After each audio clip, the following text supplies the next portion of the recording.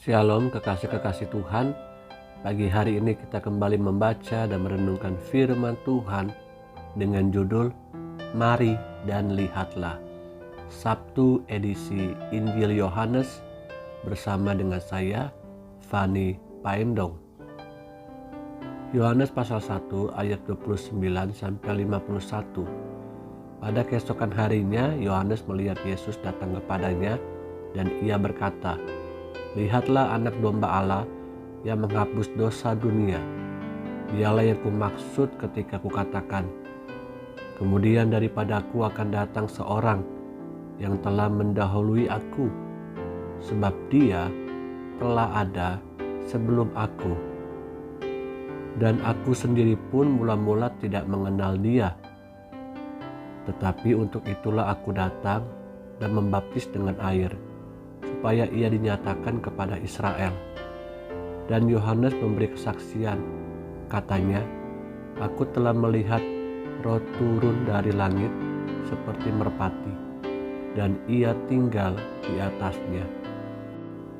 Dan aku pun tidak mengenalnya, tetapi dia yang mengutus aku untuk membaptis dengan air telah berfirman kepadaku, jikalau engkau melihat Roh itu turun ke atas seseorang dan tinggal di atasnya, dialah itu yang akan membaptis dengan Roh Kudus.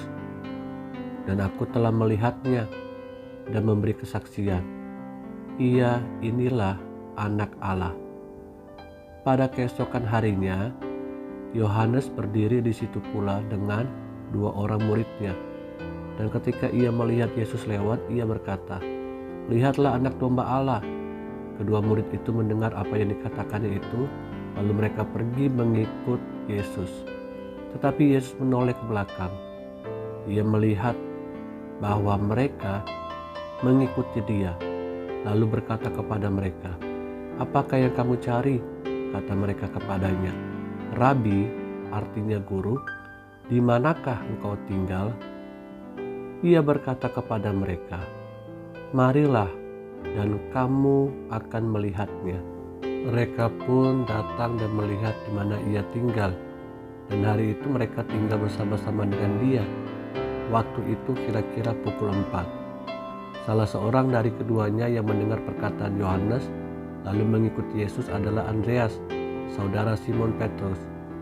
Andreas mula-mula bertemu dengan Simon, saudaranya, dan ia berkata kepadanya, "Kami telah menemukan Mesias," artinya Kristus. Ia membawanya kepada Yesus. Yesus memandang dia dan berkata, "Engkau Simon, anak Yohanes, engkau akan dinamakan Kefas," artinya Petrus. Pada keesokan harinya Yesus memutuskan untuk berangkat ke Galilea. Ia bertemu dengan Filipus dan berkata kepadanya, "Ikutlah aku." Filipus itu berasal dari Betsaida, kota Andreas dan Petrus. Filipus bertemu dengan Nathanael dan berkata kepadanya, "Kami telah menemukan dia yang disebut oleh Musa dalam kitab Taurat dan oleh para nabi, yaitu Yesus anak Yusuf dari Nazaret." Kata Nathanael kepadanya, "Mungkinkah sesuatu yang baik datang dari Nazaret?" Kata Filipus kepadanya, "Mari dan lihatlah."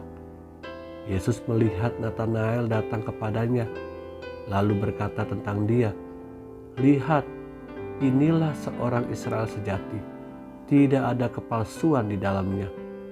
Kata Nathanael kepadanya, "Bagaimana engkau mengenal aku?" Jawab Yesus kepadanya, "Sebelum Filipus memanggil engkau, aku telah melihat engkau di bawah pohon ara." Kata Nathanael kepadanya, "Rabi, engkau anak Allah, engkau raja orang Israel."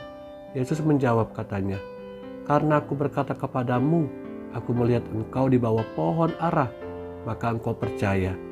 Engkau akan melihat hal-hal yang lebih besar daripada itu." Lalu kata Yesus kepadanya, "Aku berkata kepadamu, sesungguhnya engkau akan melihat langit terbuka dan malaikat-malaikat Allah turun naik kepada Anak Manusia." kekasih-kekasih yang Tuhan Yesus rindukan, kita melihat Yohanes Pembaptis dipakai oleh Allah untuk memperkenalkan siapa itu Mesias, siapa itu Tuhan yang datang ke dalam dunia ini. Ajakan untuk mengenal dan melihat siapa itu Yesus terjadi dari pribadi ke pribadi, dari mulut ke mulut. Bukankah hal tersebut kita juga dapat lakukan dalam hidup ini? Ada dua perkataan yang kita lihat di sini. Mari dan lihatlah. Biarlah hidup kita pun dapat dilihat oleh orang-orang sekitar kita bahwa ada Yesus sebagai Tuhan yang tinggal dalam hidup kita. Amin.